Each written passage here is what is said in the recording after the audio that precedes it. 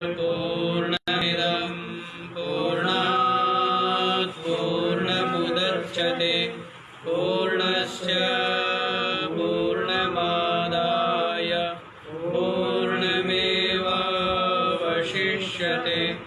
ॐ शान्ति शान्ति ॐ सहना भवतु सहनौ भुनक्तु सह वीर्यं करवावहै तेजस्विनावधीतमस्तु मा विद्विषावहै। ॐ शान्ति शान्ति शान्ति। हाँ जी, तो क्या बतलाया है कि मैं ही वैश्वानर हो करके सभी प्राणियों के देह के आश्रित प्राण अपान से संयुक्त होकर 4 प्रकार के अन्न को पचाता हूँ। तो सब में आत्म भाव दिखला दिया। सब में क्या दिखाया है? अन्न में भी और अन्न को खाने वाले में। जो हवि है, सोम रूप जो औषधिया है, अन्न है, वो भी ब्रह्म ही है। और जो अग्नि रूप जो खाने वाला है, पचाने वाला है, वो भी ब्रह्म ही है। दोनों क्या हैं? अन्न और अत्ता दोनों ब्रह्म ही हैं। ये बात बतला दी है। फिर ये भी बतलाया है कि सभी के हृदय में मैं ही बैठा हुआ हूँ। समस्त प्राणी समुदाय जीव मात्र के रूप में मैं ही विराजमान हूँ। और मेरे से ही जो भी बुद्धि में स्मृति ज्ञान है और उस स्मृति ज्ञान का विलुप्त होना है, वो किससे है? मेरे से ही है। आत्मा की सत्ता से ही है ना। जैसे अब ये पंखा हवा कर रहा है क्योंकि शक्ति मिल रही है ना इसको विद्युत से। वैसे ही बुद्धि में जो ज्ञान और स्मृति होती है, बुद्धि तो जड़ है, वो किससे? चेतन से है ना। चेतन के कारण से ही बुद्धि में ज्ञान और स्मृति है। पुण्य के फलस्वरूप और पाप के फलस्वरूप क्या होता है? ज्ञान और स्मृति नहीं रहती है। और वेदों के द्वारा जो वेद्य तत्व है वो भी मैं ही हूँ। और वेदों का रचने वाला भी मैं ही हूँ। और इन वेदों को जो जानने वाला है वो भी मैं ही। वेद्य भी मैं, वेदांत का कर्ता भी मैं, और वेद का वेत्ता भी मैं ही हूँ। ये बात बतला दी गई है। तो अब आप ये देखो, इस प्रकार से संक्षेप रूप से विभूति का कथन कर चुके। इसके पश्चात देखिए अब क्या बतलाते हैं। जो निरूपाधिक जो ब्रह्म है उसको ही 2 भागों में विभाग करके समझाते, क्षर और अक्षर।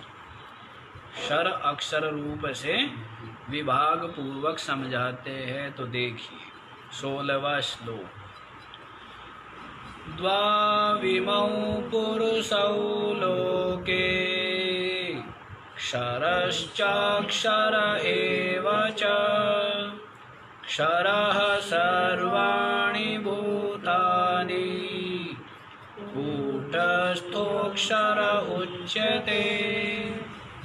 द्वौ इमौ पुरुषौ लोके क्षरः च अक्षरः एव च क्षरः सर्वाणि भूतानि कूटस्थः अक्षरः उच्यते।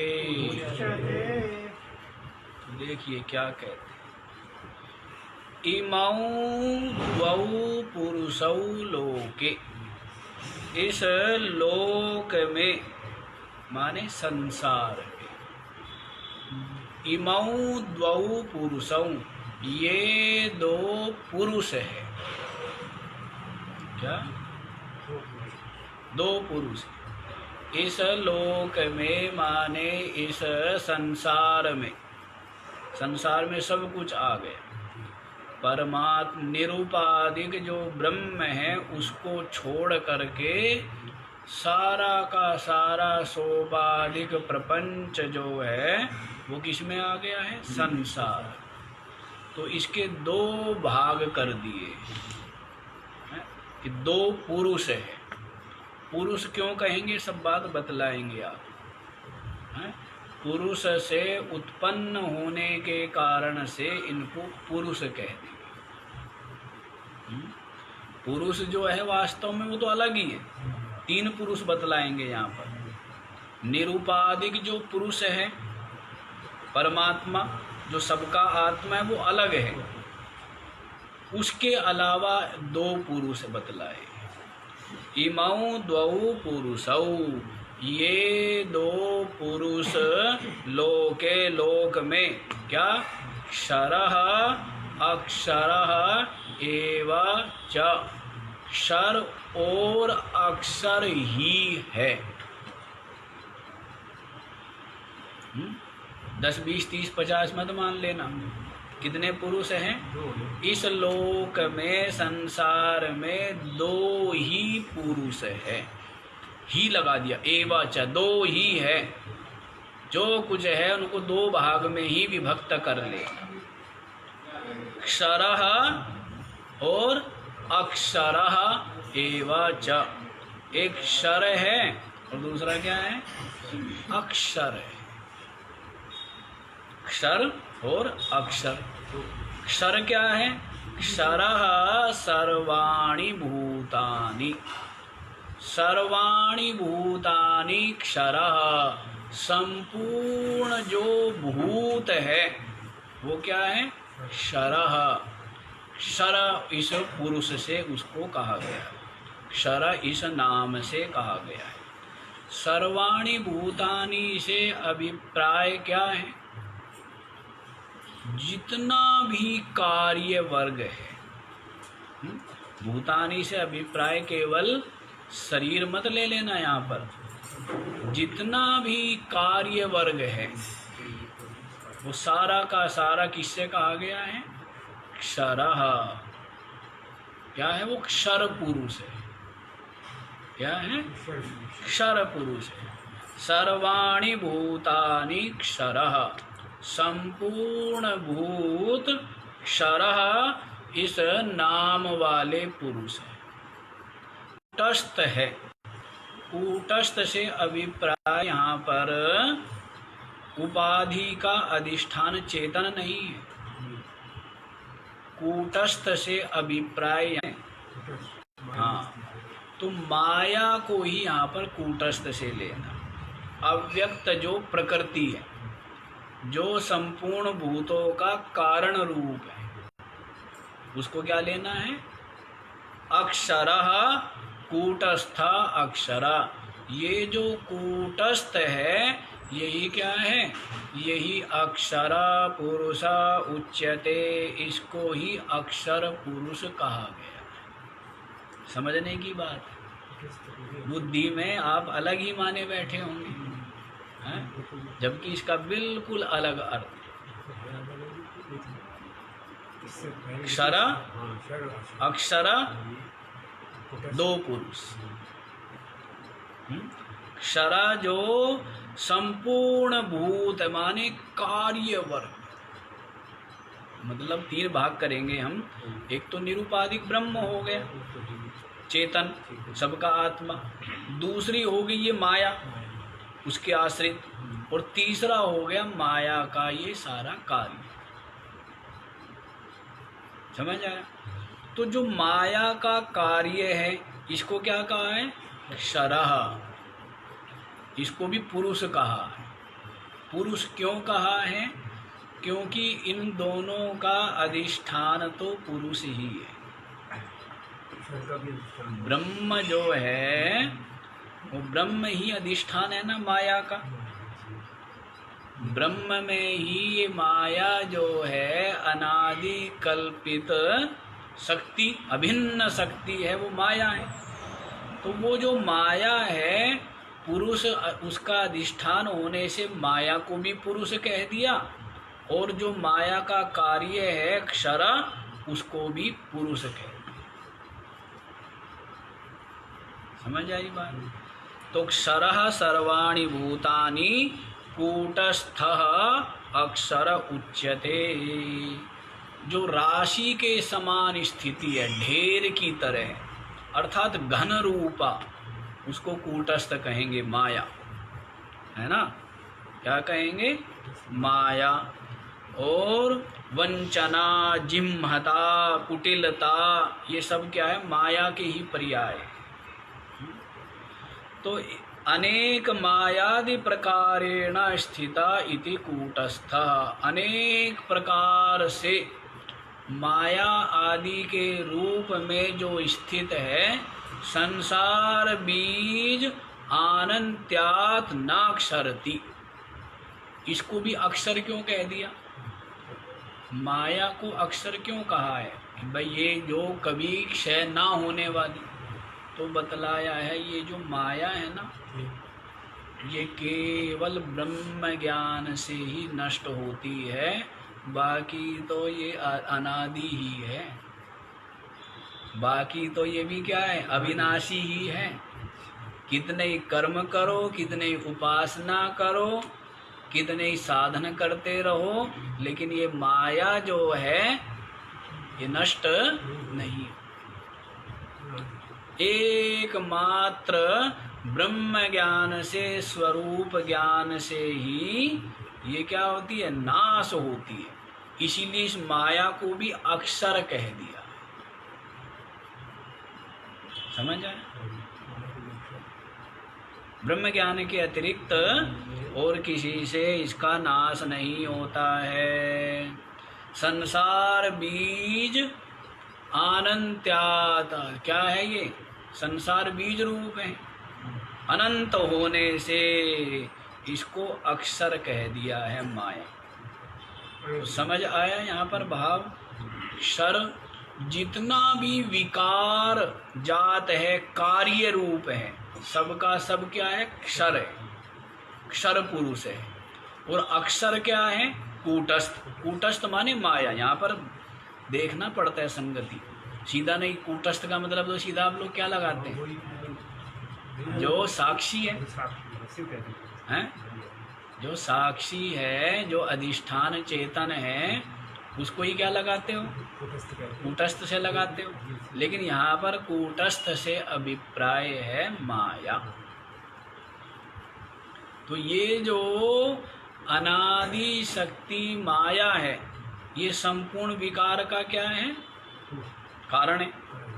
भाई अज्ञान और अज्ञान का कार्य, अज्ञान है ये माया, और माया का कार्य ये संपूर्ण जो भी सर्वाणि भूतानि, संपूर्ण जो कुछ भी स्थूल सूक्ष्म भूत समुदाय है, वो सब के सब क्या? माया के कार्य है।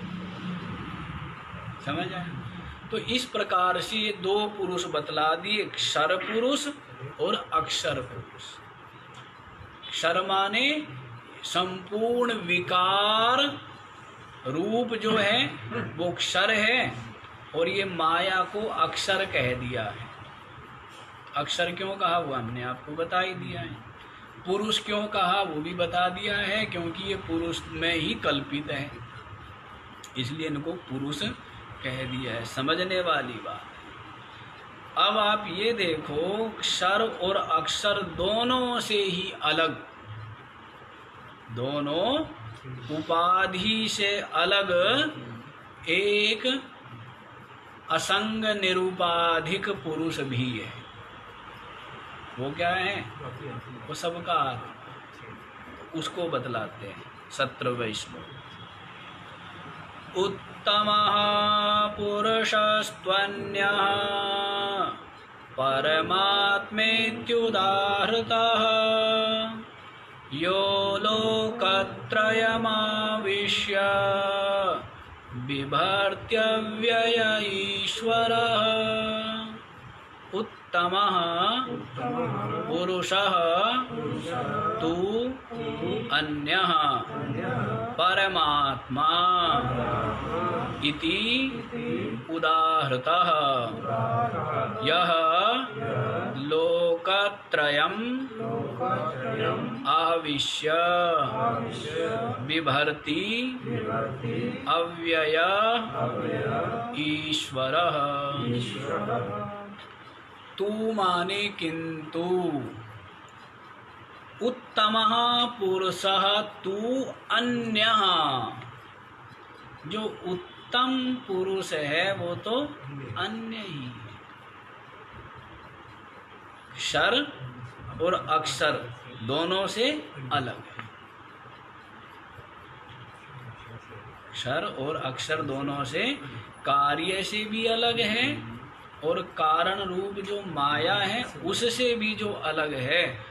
उत्तमः पुरुषस्तु अन्यः, उत्तम पुरुष तो अन्य ही है, इन दोनों से अलग ही है। परमात्मा इति उदाहृतः, जिसको परमात्मा इस नाम से कहा जाता है। परमात्मा इस नाम से क्या है?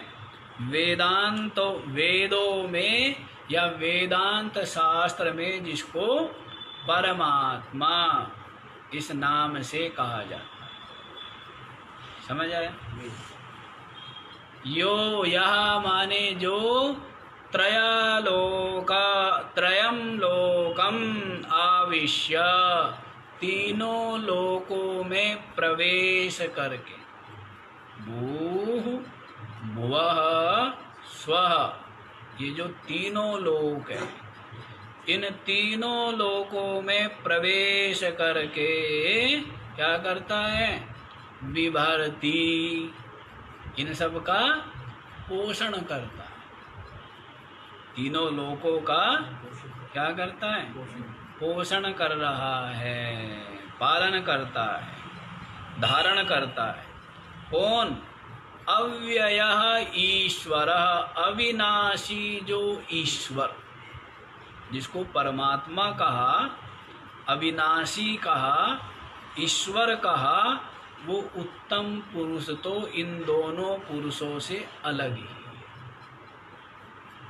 क्षर से भी और अक्षर से।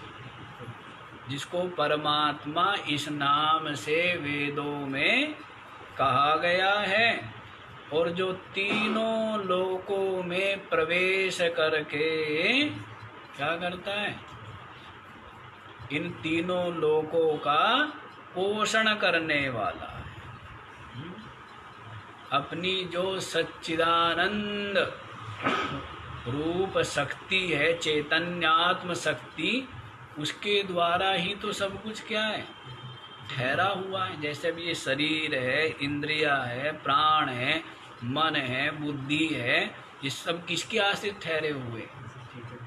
अधिष्ठान जो चेतन है उसकी सत्ता से ही ना, उसकी चैतन्य शक्ति से ही क्या है? बुद्धि में, मन में, इंद्रियों में, शरीर में क्या है? चैतन्यता बनी, किससे बनी हुई है? और भी जो कुछ भी है, अन्न उरत्ता पीछे बता ही दिया है। सोम रूप रस होकर के समस्त औषधियों में, वनस्पतियों में मैं ही उनका पोषण करता हूँ और संपूर्ण भूतों के शरीर के आश्रित वैश्वानर अग्नि होकर के मैं ही उनको पचाता भी हूँ। ये बतला ही दिया है कि जो कुछ है उसकी ही सत्ता से है, उस चेतन की आत्मा की सत्ता से ही। सबकी सत्ता, सबकी महत्ता किससे है? सूर्य चंद्रमा की सत्ता महत्ता किससे है? चेतन से ही है ना। यदि चेतन ना हो तो ये तो जड़ है, जो अपने को भी नहीं जानते, दूसरे को तो क्या जानेंगे। और चेतन जो अपने को भी जानता है और अन्य को भी जानता है, उसको चेतन कहते हैं। तो चेतन को ही तो खोजना है, चेतन को ही अलग करना है। जड़ चेतन क्या हो गए? मिल गए। और जड़ में चैतन्यता का आरोप करके तादात्म्य कर लिया। इसको ही क्या करना है? अलग करना है। क्या करना है? अलग करना है। इसके लिए क्या चाहिए? पैनी तलवार चाहिए। पीछे बताया था ना, पैनी तलवार हो जिससे क्या होगा? ये आसक्ति जो है ये कट जाएगी। आसक्ति की जो बंधन है, जिससे जकड़ा हुआ है, पकड़ा हुआ है, ये आसक्ति का बंधन क्या? असंगता रूपी पैनी तलवार के द्वारा ये कट जाएगा बंधन, और फिर क्या रह जाएगा? वो विशुद्ध ही है। तो जो जड़ है, इनमें चैतन्यता का क्या हो गया? आरोप हो गया, तादात्म्य कर दिया। शरीर जड़, इंद्रिया, प्राण, मन, बुद्धि, ये सब क्या है? जड़ है। लेकिन यही चैतन्य के समान भासते हैं, इनको ही चेतन मानता है। शरीर आदि को क्या मानता है? चेतन मानता है, जबकि ये जड़ है, अनात्मा है। तो ऐसा विवेक इसकी बुद्धि में स्थिर होवे, और निरंतर ऐसा निश्चय बना रहे कि इन सारे जड़ को चेतन किसने बनाया हुआ, किसकी सत्ता से, किसकी उपस्थिति मात्र से ये सब के सब जो है चेतनवत प्रवृत्त है अपने अपने व्यवहार में। तो उस चेतन को अलग जो जान लेना है, वही अपनी आत्मा को इन सब से अलग जान लेना है। वास्तविकता ही तो है, वास्तविकता जाननी है। गेहूं को गेहूं जानना है, चावल को चावल जानना, इतनी सी बात है। ये सारा का सारा जितना भी परिश्रम किया जा रहा है, किस लिए है? अलग अलग जानने की। जो जड़ चेतन क्या हो गए? परस्पर तादात्म्य हो गया, बिल्कुल एक हो गए, एक हो के रहते हैं। तो फिर क्या बड़ी गड़बड़ हो गई ना, है? क्लेश पाता है ये बेचारा तादात्म्य करके।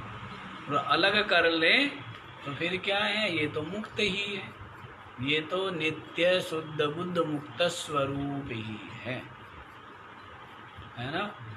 इतनी सी बात है, विवेक भी नहीं कर सकते आप। शास्त्र कह रहे हैं तो ये तो सहज ही है, पर जटिलता आपको बताई हुई है। बाह्य आसक्ति, बहिर्मुखता, यही जटिलता है। दोनों हाथों में लड्डू रखना चाहता है? दोनों हाथों में। हाँ, ये कभी ऐसे है ना, कभी नमक का स्वाद ले ले, जब मन करे तब मीठे का स्वाद। ऐसे तो गड़बड़ हो जाएगा ना काम, सब काम, कुछ भी नहीं होगा, ना इसका स्वाद आएगा ना उसका स्वाद आएगा। तो वैसे ही संसार को रखते हुए और परमात्मा को पाने का यत्न करता है।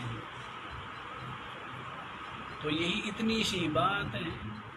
आसक्ति छूटे और थोड़ा विचार करे और विवेक करे और विवेक में स्थिर हो जाए, यही ज्ञान।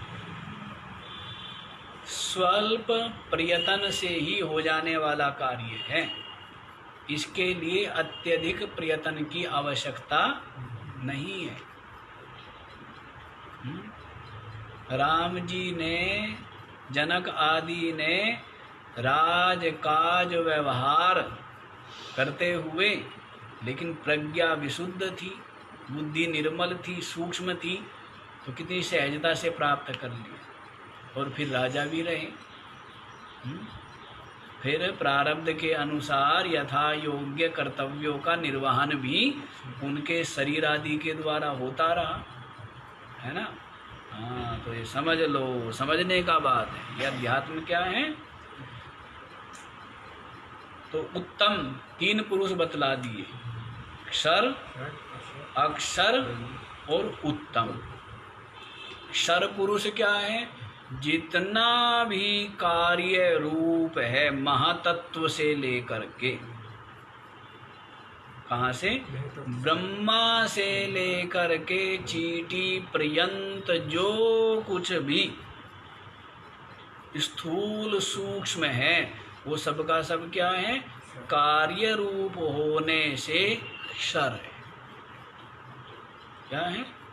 क्षर है। और अक्षर क्या है? ये जो माया है, अचिंत्य अभिन्न शक्ति अव्यक्त प्रकृति जो माया है, ये क्या है? ये अक्षर पुरुष है। अक्षर क्यों कहा? क्योंकि ब्रह्म ज्ञान के अलावा अनेकों बार सृष्टि प्रलय होती रहे, महाप्रलय होती रहे, तो भी ये माया बनी रहती है। ब्रह्मा मिट जाता है, विष्णु मिट जाता है, शिव मिट जाते हैं, लेकिन माया बनी रहती है। ये माया केवल ज्ञान से ही भस्म होती है और किसी चीज से नहीं। अब आप ये सोचो, ब्रह्मा विष्णु शिव भी प्रलय हो जाते हैं महाप्रलय में, लेकिन माया महाप्रलय में विलीन हो जाती है क्या? नहीं, ये फिर भी वासना रूप से कहिए, बीज रूप से कहिए, ये बनी रहती है। इसी से बारंबार क्या? इसी से तो सृष्टि होती है बारंबार, है? बारंबार जो ब्रह्म है वो ईश्वर भाव को माया से ही तो प्राप्त होता है। तो ये जो माया है, इसलिए इसको अनादि कहा गया है। क्या कहा गया है? अनादि। लेकिन ज्ञान से नष्ट हो जाती और तुरंत नष्ट हो जाती है।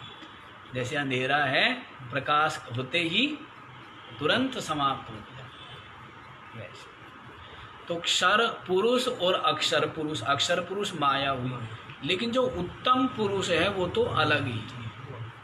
उत्तम पुरुष अलग ही है, जिसको परमात्मा इस नाम से वेदों में, वेदांत में कहा गया है, जो तीनों लोकों में प्रवेश करके, तीनों लोकों में प्रवेश करके सबको धारण किए हुए है, पोषण करता है, वह अविनाशी ईश्वर परमात्मा वही उत्तम पुरुष है। कहाँ है जी? वो तो पहले बता दिया है, सर्वस्य चाहम हृदय सन्निविष्ट। मैं सबके हृदय में आत्म रूप से विराजमान। इसलिए मत सोचना कि उत्तम पुरुष कहाँ है जी, फिर ये हैं 7वें आसमान पर है या 24वें आसमान पर है, वहाँ की यात्रा करेंगे। तो ऐसा नहीं है, वो उत्तम पुरुष आपकी आत्मा। तो आत्मा, माया या अविद्या और ये जो स्थूल सूक्ष्म देह, 3 हो गए ना। क्या? ब्रह्म हो गया अपनी आत्मा, दूसरा माया हो गई अविद्या जिसको कहेंगे, ये दूसरी पुरुष है। तीसरा पुरुष क्या है? जो स्थूल सूक्ष्म ये सब संपूर्ण जगत, ये तीसरा पुरुष है। ये दोनों के दोनों नष्ट होने वाले हैं, और उत्तम पुरुष तो अपनी आत्मा। तो ये बात बतला दी गई है। आगे देखो जी, आगे क्या बतलाते हैं। यस्मात् क्षरमतीतो मक्षरादपि चोत्तमः अतोऽस्मि लोके वेदे च प्रथितः पुरुषोत्तमः यस्मात् क्षरम् अतीतः अहम् अक्षराद् अपि च उत्तमः अतः अस्मि लोके वेदे च प्रथितः पुरुषोत्तमः। यस्मात् माने जिसलिए, क्षरम अतीतः अहम, जो क्षर पुरुष है उससे मैं अतीत हूँ, परे हूँ। मैं जो परमात्मा हूँ, आत्मा हूँ, वो क्या हूँ? जो क्षर पुरुष बतलाया है उससे क्या हूँ? अतीत हूँ, अलग ही। दूसरा, अक्षरादपि च उत्तमः, और जो अक्षर बतलाया है, अक्षर कौन बतलाया है? माया। अक्षर क्या बतलाया है? माया। तो जो अक्षर पुरुष है माया, संसार का बीज, उससे भी क्या हूं मैं? उत्तम। संसार का बीज और ब्रह्म, उत्तम पुरुष परमात्मा, संसार का बीज माया, और संसार ये जो सारा का सारा क्षर। तो मैं जो परमात्मा हूँ, क्षरः अतीतः, क्षर से अतीत हूँ। अक्षरादपि च उत्तमः, और अक्षर से भी उत्तम हूँ, उत्कृष्टतम हूँ, उससे भी परे। अक्षर जो माया है उससे भी मैं परे ही। जिस कारण से, अतः माने इसलिए, इसलिए क्षर और अक्षर दोनों से क्या हूँ मैं? उत्तम हूँ।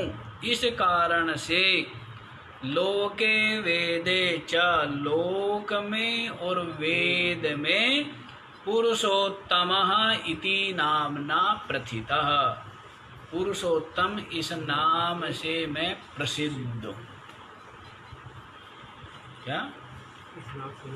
पुरुषोत्तम है? अब आप तो देखो पुरुषोत्तम मास में और पुरुषोत्तम योग सुन रहे हो। यह अध्याय 15वां अध्याय क्या है? पुरुषोत्तम योग। और मास कौन सा चल रहा है? पुरुषोत्तम मास है? हाँ, तो पुरुषोत्तम मास में बताओ कितना सौभाग्य अनायास ही। जो पुण्यात्मा है ना, उनके लिए तो अनायास ही ये सब चीज़ें सहजता से प्राप्त हो जाती है। वह पुण्यात्मा हो ना, नहीं? अरे कौन आपसे ज़्यादा पुण्यात्मा होगा? जिसकी सत्संग में रुचि हो, उससे बड़ा कौन पुण्यात्मा हो? है? पुण्यात्मा वो नहीं है जो जिसके पास संसार, वैभव, धन, पद आदि हो, हैं? वही पुण्यात्मा नहीं है। पुण्यात्मा तो वो है जिसकी सत्संग में रुचि, परमात्म प्राप्ति की जिज्ञासा जिसके अंतःकरण में हो, वो क्या है? वो पुण्यशाली, वो सौभाग्यशाली है। तो इसलिए आप लोग क्या हुए? पुण्यात्मा हो ना, तभी तो ये पुरुषोत्तम योग सुन रहे हो। जिस कारण से क्षर और अक्षर दोनों से मैं अतीत हूँ और उत्तम हूँ, इसलिए लोक और वेद में मैं उत्तमः पुरुषः प्रथितः, उत्तम पुरुष इस नाम से प्रसिद्ध हूँ। क्या हूँ? उत्तम पुरुष, पुरुषोत्तम। 3 पुरुष बतला दिए ना, क्षर पुरुष, अक्षर पुरुष और उत्तम पुरुष। तो इन तीनों तीनों पुरुषों में दोनों पुरुषों की अपेक्षा मैं क्या हूँ? पुरुषोत्तम। क्या हूँ? पुरुषोत्तम। इसीलिए पुरुषोत्तम बैठा हुआ है। कौन बैठा हुआ है? सबके हृदय में पुरुषोत्तम बैठा हुआ है। और ये जो पुरुषोत्तम है, ये पता नहीं किस, अब आप ये देखो, अविनाशी जो है नासवान की आशा कर रहा है। अविनाशी कहते ना, वो हो के अविनाशी जन्मा मरा है, रज्जु में सर्प देखा डरा है, यही भ्रम भूल है, तुझको यही सूल है, हैं? इस प्रकार से अविनाशी है, लेकिन नाशवान का संग करने से क्या हो गया? जन्मता मरता है, ऐसा भ्रम से अपने आप को मानता है। तो आप ये देखो, आप हो पुरुषोत्तम, लेकिन ये देखो मोह की, अज्ञान की महिमा, अपने आप को क्या समझ रहे हैं आप? क्षर, सारा का सारा जो क्षर है उसको, क्षर को ही मैं ही आत्मबुद्धि कर ली और क्षर की ही आशा करता है। ये सब किसकी महिमा है? अज्ञान की महिमा। ये सब किसकी महिमा है? सेठ जी का बालक, और कुंभ मेले में बिछड़ा करते हैं भारत में। कुंभ मेले कहते हैं ना, कुंभ मेले में बिछड़े होते, मतलब भीड़ ज़्यादा होती थी ना मेलों में। तो सेठ जी का बालक है, और जो है वो रोड के ऊपर जो गरीब बालक है, भिखारी, उनके साथ में क्या मांग रहा है? भीख मांग रहा है कि खाने के लिए कुछ दो। बालक किसका है? सेठ का है, बड़े ही धनी व्यक्ति का बालक है। लेकिन अज्ञान किसके कारण से? ये बात वो भूल गया कि मैं तो सेठ का बालक हूँ, नगर सेठ। सबसे बड़े नगर में जो धनी है वो हमारे पिता है। इस बात का उसको ज्ञान नहीं है, इसीलिए बेचारा एक एक टुकड़ा मांग रहा है। अब बतलाइए, तो उसको क्या करना है? उसको कुछ करने की आवश्यकता है क्या? केवल उसका भ्रम दूर कर दिया जाए, उसका ज्ञान दूर कर दिया जाए, तब क्या होगा? तब वो जानेगा, अच्छा मैं तो सेठ का बेटा हूँ, मैं तो इतना धनी हूँ, इतनी संपत्ति वाला मैं हूँ। तो फिर क्या करेगा वो? फिर भी सड़क पर भीख मांगेगा क्या? कब तक मांगता है? जब तक अज्ञान।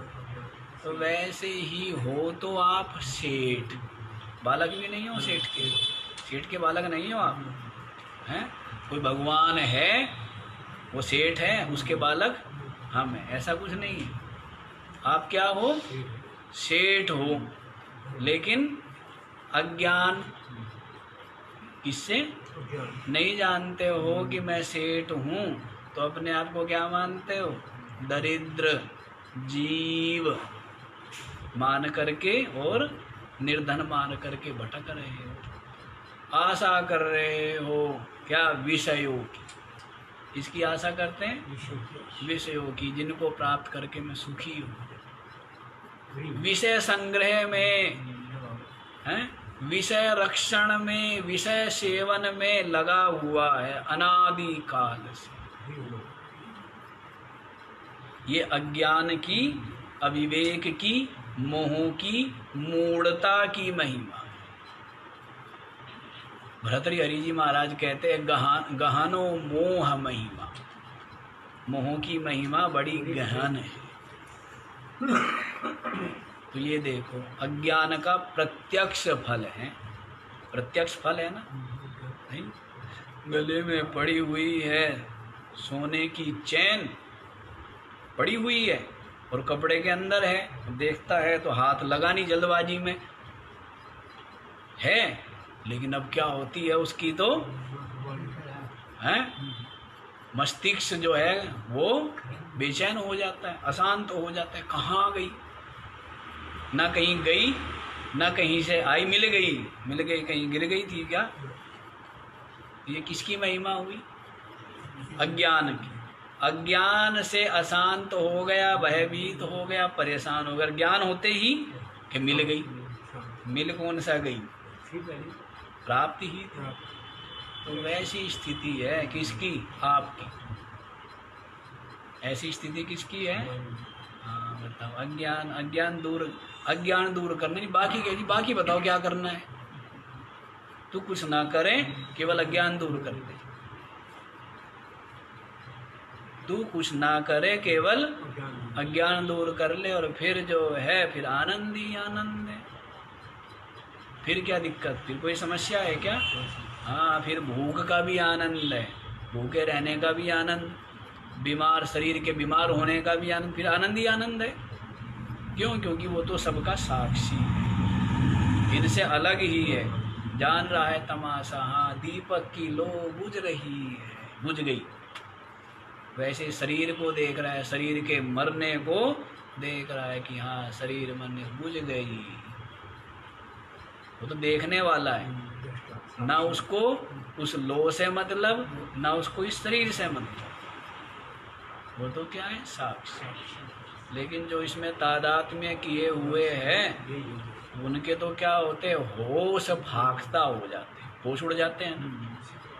देह में आत्म बुद्धि जिनकी है, हाय मर गया, मैं मर गया, ये रहता। अच्छा, समझ आ गई बात? तो ये है जी वास्तविकता। मैं उत्तम पुरुष इन दोनों से अलग ही हूँ, और पुरुषोत्तम इस नाम से लोक में और वेद में मैं प्रसिद्ध हूँ। आगे वाला श्लोक भी देख लीजिए।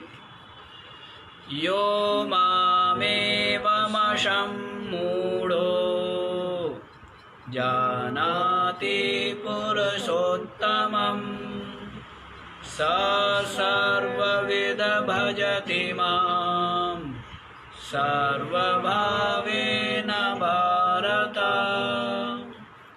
यह माम एवं असम्मूढ़ः जानाति पुरुषोत्तमं सः सर्वविद भजति मां सर्वभावेन भारत। हे भारत, बड़ी दूर आकर के संबोधन किया है, बड़ी दूर आकर के संबोधन किया। लगता है शायद इस अध्याय में संबोधन किया ही नहीं है, ये पहला ही संबोधन है शायद, है जी।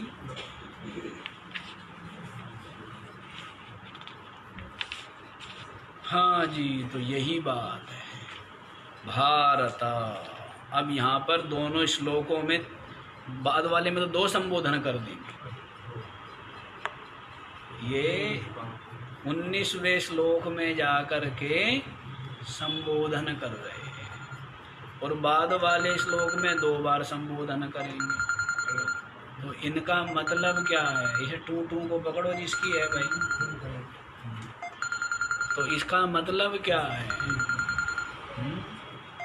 इसका मतलब आप देखो,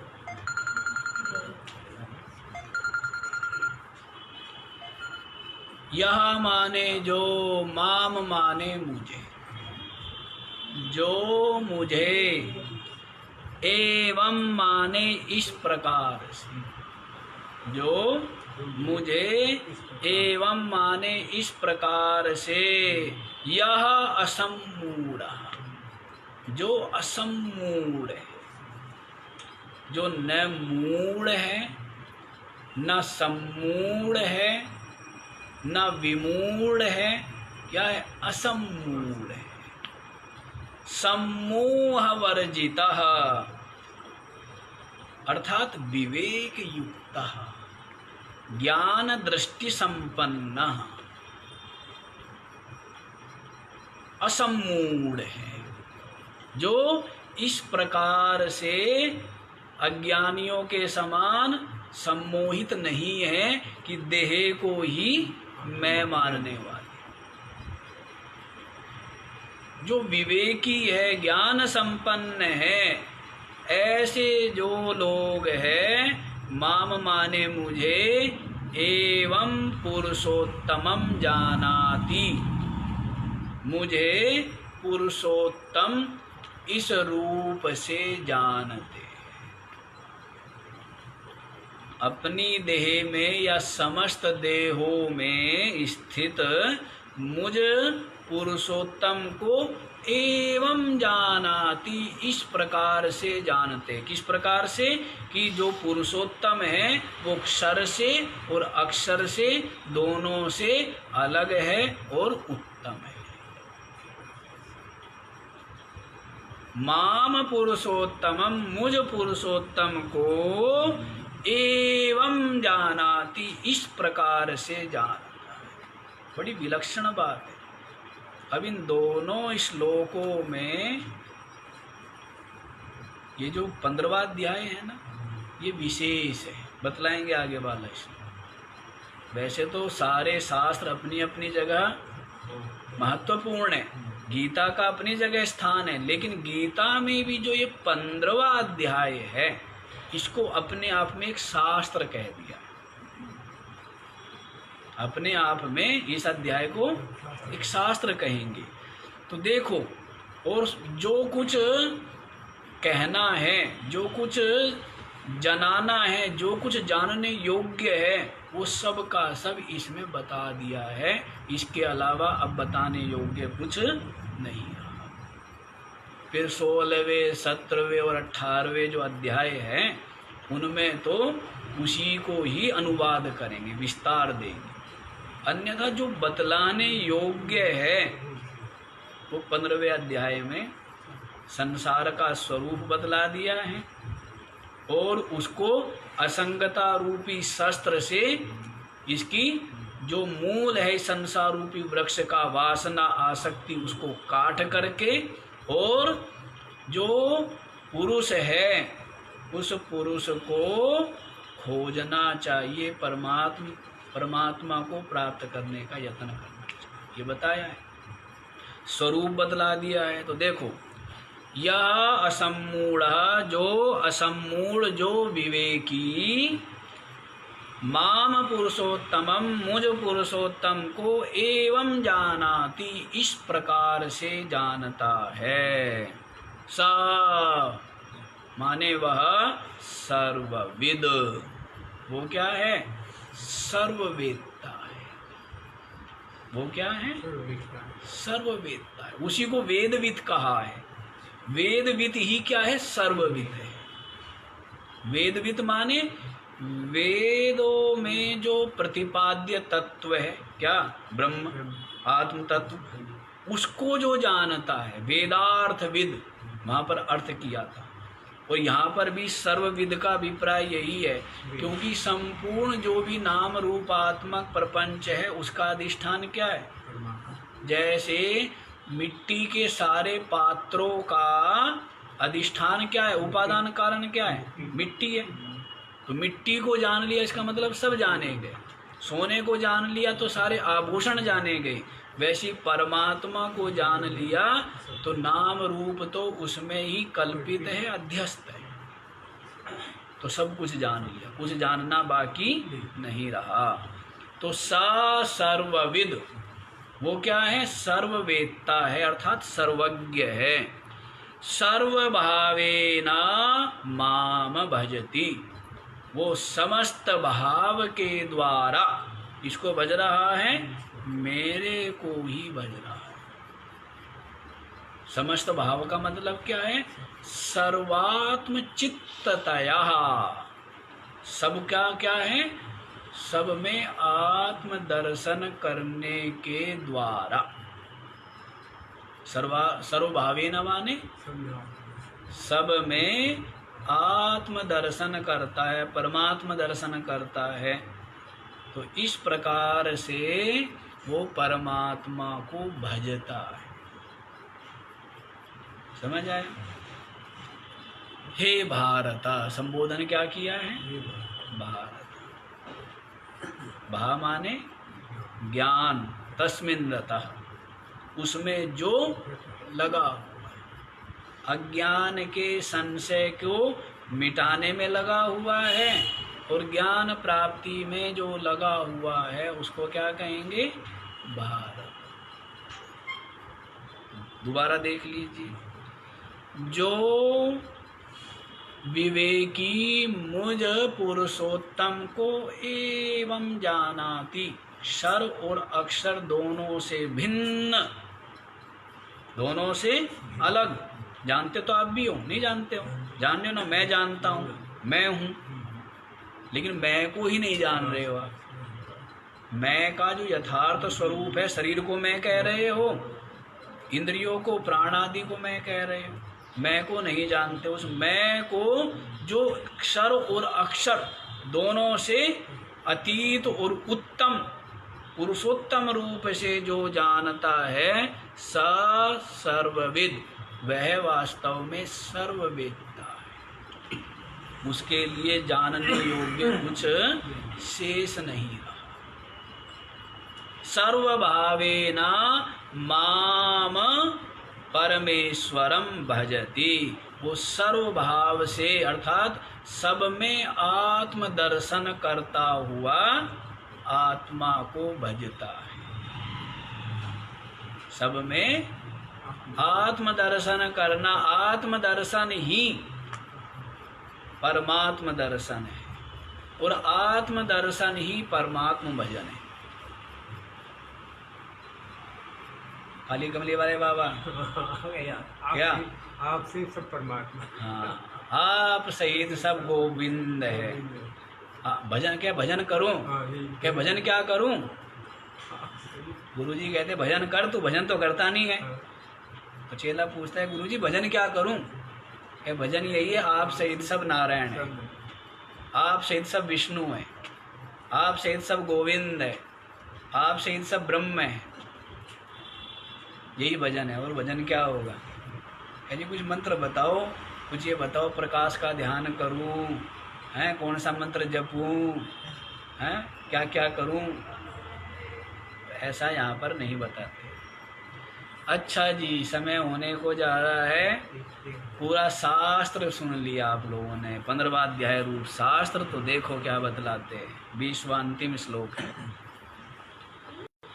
इति गुह्यतमं शास्त्र मिदमुक्तं मया नघ, एतद्बुद्ध्वा बुद्धिमान् स्यात् कृतकृत्यश्च भारत।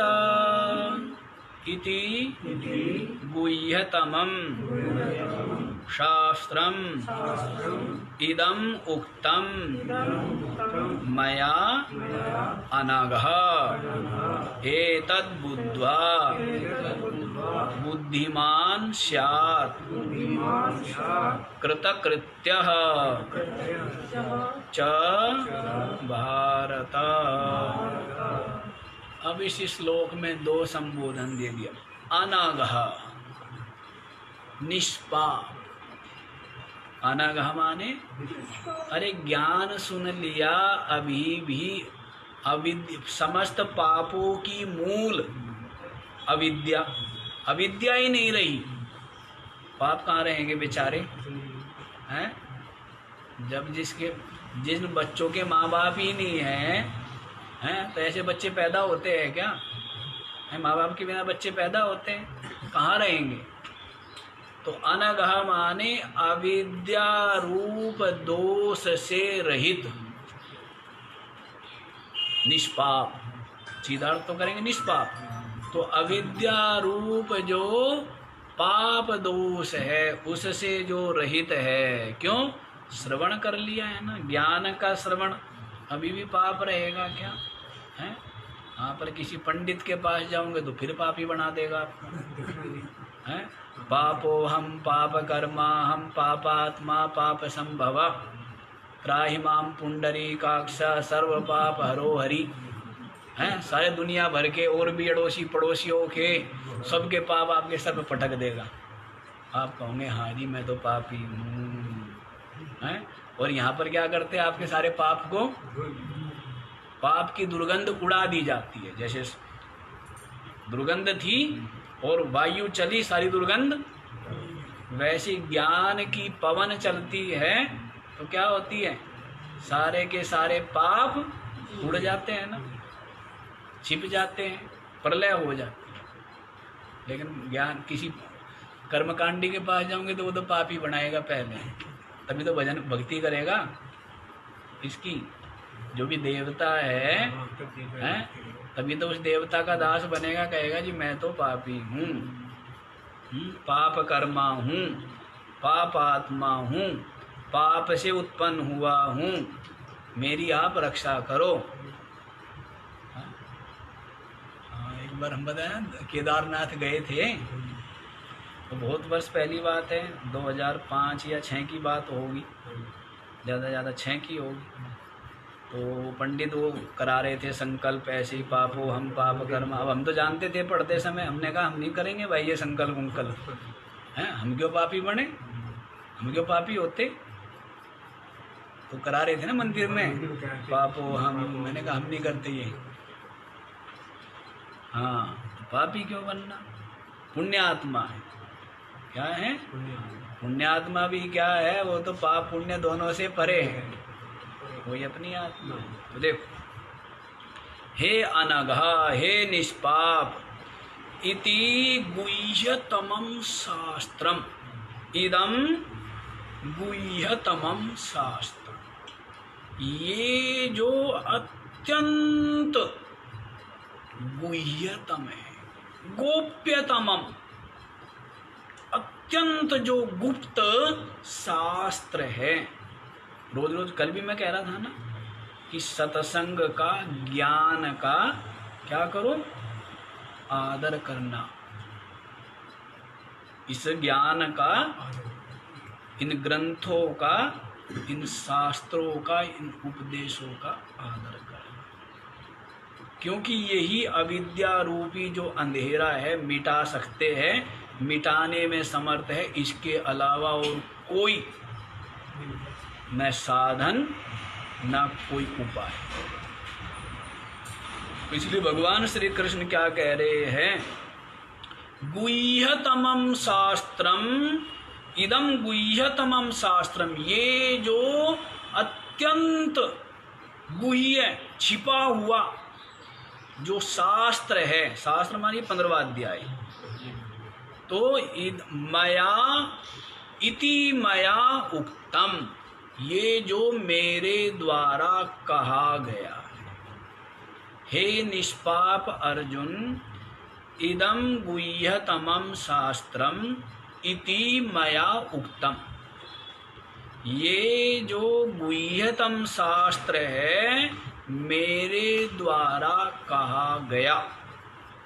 इस 15वें अध्याय में क्या बदला, एतद बुद्ध्वा, इसको जान करके, बुद्धिमान स्यात्, क्या हो जाता है, बुद्धिमान हो जाता है। बुद्धिमान माने ज्ञान संपन्न हो जाता है। ज्ञान संपन्न माने अपने स्वरूप का यथार्थ बोध हो जाता है। क्या होता है, एतद बुद्ध्वा, इसको जान करके, बुद्धिमान स्यात्, बुद्धिमान हो जाता है। संसार में सब कहते बुद्धिमान, बुद्धि है नहीं बुद्धिमान है, धन है नहीं है धनवान, बुद्धि है नहीं बुद्धिमान। बुद्धि तो जो ज्ञान संपन्न है, स्वरूप का बोध जिसको है, वही बुद्धिमान। तो बुद्धिमान स्यात्, और कृतकृत्यः च स्यात्, कृतः कृत्यम, कृतः कृत्यम यत् कर्तव्यम तत्सर्वं कृतं येन। जो जो कर्तव्य है वो सब कर लिए गए उसके द्वारा। जिसने अपनी आत्मा को जान लिया, करने योग्य कर्तव्य उसने कर लिया, अब उसके लिए कुछ करना शेष नहीं। कृता कृत्यम, कृत्यम कर्तव्यम येन कृतम, करने योग्य जो है जिसने कर लिए। हे भारता, यहाँ पर फिर भारता संबोधन दे दिया। बुद्धिमान स्यात् कृतः कृत्यः च स्यात्। वो बुद्धिमान है, एतद् बुद्ध्वा, इदम शास्त्रम बुद्ध्वा, इस शास्त्र को जो गुह्यतम है, जो मेरे द्वारा कहा गया है, इसको जान करके क्या होता है? बुद्धिमान स्यात्, बुद्धिमान हो जाता है, आत्मज्ञान से संपन्न हो जाता है। कृतकृत्यः, करने योग्य जो है वो उसने कर लिया है, अब कुछ करना न कुछ भी शेष है। करना था तो कर लिया, करना न कुछ भी शेष है। पाना था सो पा लिया, पाना न किंचित लेश है। सब कुछ, सब कर चुका, सब धर चुका, सब कर चुका, अब कुछ करना धरना बाकी नहीं रहा है। तो कृतकृत्यः च स्यात्, वो क्या हो गया है? कृतकृत्य भी हो गया है। जिसके लिए ये विशिष्ट जन्म मिलता है मनुष्य का, जिस काम को करने के लिए विशिष्ट जन्म मिला है मनुष्य शरीर, वो कार्य उसने कर लिया। इसको जानने के लिए, क्या करने के लिए? तत्व प्राप्ति करने के लिए। तो वो उसने कर लिया है। भगवत तत्वे विदिते कृतम सर्वम कृतम भवेत्। भगवत तत्व को आत्म रूप से जिसने जान लिया है, उसने सब कर लिया, कुछ भी करना बाकी नहीं रह गया है। कोई भी अन्यथा कर्तव्यम न कस्यचिद परिसमाप्यते। और अब कोई काम बाकी नहीं रह गया कि बस वो काम भी कर लूं। यहाँ संसार में सब मिल कह जी बस इतने दिन का काम रह रहा है, ये भी कर लेता हूँ, इतने दिन का ये है, ये भी कर लेता हूँ। अच्छी बात है, करोगे। तो इस प्रकार से ये आपने जो अत्यंत गुह्य गोप्य रहस्य से युक्त जो ज्ञान है वो सुन लिया है 15वें अध्याय में। तो इसको जान करके कृतकृत्य आप लोग हो गए। हो गए क्या? क्या जी सुन लिया है, हाँ? अभी तो पंडित वाली बात हुई है। पंडित वाली बात आता है ना कि इस अध्याय के पाठ करने से या सुनने से क्या होता है, इतना पुण्य फल मिलता है। काशी नहीं, सारे अध्यायों के महात्म्य पढ़ते हैं। हमने तो कभी एक आधी बार देखी है, पढ़ तो पाई नहीं कि भाई इस अध्याय का पाठ करने से ये फल मिलता है, उसके यश कीर्ति बढ़ती है, पुत्र धन संपत्ति है, हर प्रकार का आनंद रहता है। तो ऐसा सुना है क्या आपने? ऐसे सुनने का लाभ नहीं है, ये तो है, ये तो अनुभव करने। तो आज इतना ही। कल से जो है वो 16वां अध्याय आप लोग सुनेंगे, बाकी का विचार हम लोग कल ही करेंगे। ओम पूर्णमदे पूर्णमिदं पूर्णात् पूर्णमुदच्यते पूर्णस्य पूर्णमादाय पूर्णमेवावशिष्यते। ओम शांति शांति।